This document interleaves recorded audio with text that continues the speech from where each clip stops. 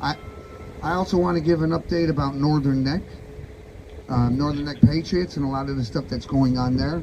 And who better to give an update on that than Tom Jeffries, the chairman of the Northern Neck Patriots. Hey Tom, you called in a perfect timing. Hey Randy, good. How y'all doing out there tonight? Great. We are doing great. And, good. I was just leading into what everything that's going on there. So, would you like to give everybody an update? What's been transpiring there the last couple of weeks, and what you want us to do? Absolutely. Thank you so much for the opportunity.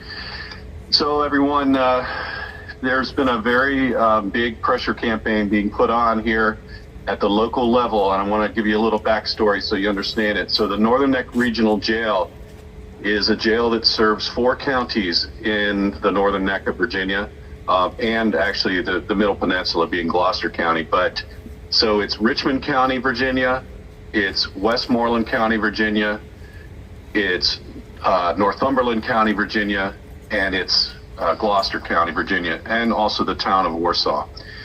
The Northern Neck Regional Jail touts itself as being one of the top jails in the Commonwealth in terms of financial performance, yet the stories that we hear of what's going on there are just atrocious. And from everything we've been able to learn over these past months, people that have been to other jails and been to the Northern Neck Regional Jail say it's worse than even the DC jail. So we've been carrying this message to, first of all, the jail board itself. When they meet every first Wednesday of the month at the jail, Randy, Mickey, others, the Patriots, we're there in force, and we're talking and we're speaking in front of them. The last board meeting, some of us read Ryan Samsel's wife's letter of how atrociously he was beaten up and put in the hospital here.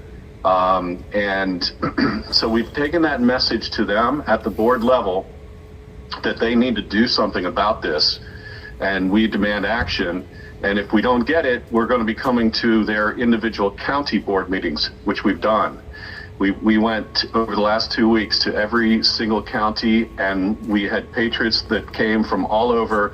One of our guys, Ron, spoke at 3 of these meetings himself, which was phenomenal. He went to all 4 meetings.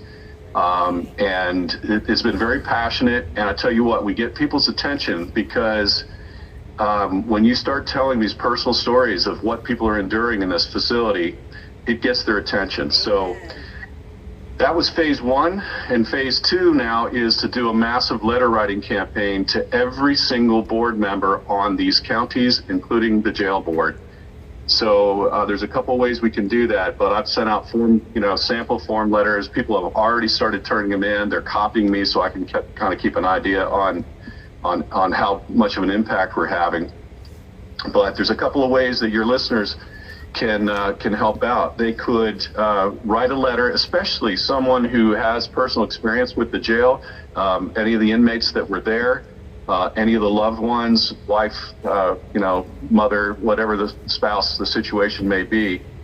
But you can send us some letters here, and we can get them into the people at the jail and at the counties and use them, because those personal stories, I think, really, really make a difference. So I'm going to give you a couple of ways you can get those to us. There's an email address that is Nancy Paul, so NNP, Nancy Paul -help, the word help, HELP, at outlook.com. And I'll repeat that. That's nnp-help at outlook.com. You can also put it in the mail the old-fashioned way and send it to our P.O. Box of the Northern Neck Patriots. It's P.O. Box 513, Warsaw, Virginia, Absolutely, 22572. I'll repeat that. Northern Neck Patriots, P.O. Box 513, Warsaw, Virginia, 22572. So that's where we're at, Randy, and I think this is going to have a tremendous impact, especially if we can get a lot of people to write these letters and demand that these folks look into this. Absolutely, and by this time tomorrow, we should have this up on the For Ashley site, as well as the Americans for Justice website, and Tom has also provided us with the different contacts and all of that. So we'll have the address and all the information he just gave, as well as the form letter that he talked about, or a template, I should probably call it. Yeah. The other thing I just wanted, do you mind giving everybody where they can find you on YouTube? Because I know we set you guys up with a YouTube channel, and I hear that everything went well, and you broadcasted on Friday while we were in Nashville. Yeah, so give me just a second because I've got to find that, Randy. But we'll also put that on our website as well, where people can follow you guys there. yeah, let's. Why don't you just do that? Because I'm not sure I have it at my fingertips right here. But if you can just put it up there, that would be great. We could talk about that. But I think you could, I think everybody could probably search Northern Neck Patriots on YouTube and find it. But, okay. We'll get all the details on that. But you guys have really been doing an awesome job.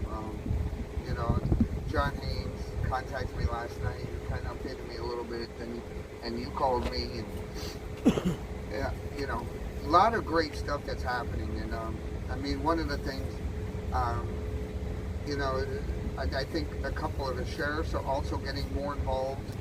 So what we're doing is having an impact, and it's not just for the J6ers, but everybody there. And I just wanted to, you know, thank you and thank everybody there in your local community. This is what we need to get going in every local community across the country. Absolutely, and that's a great point you make, which is the fact that we've had this interest in the J6ers has shed the light on the poor conditions in that jail in general. So I hope that we can be able to have an impact on just other normal citizens who've gotten swept up into the criminal justice system, because you know what, they all have certain basic rights that cannot be ignored.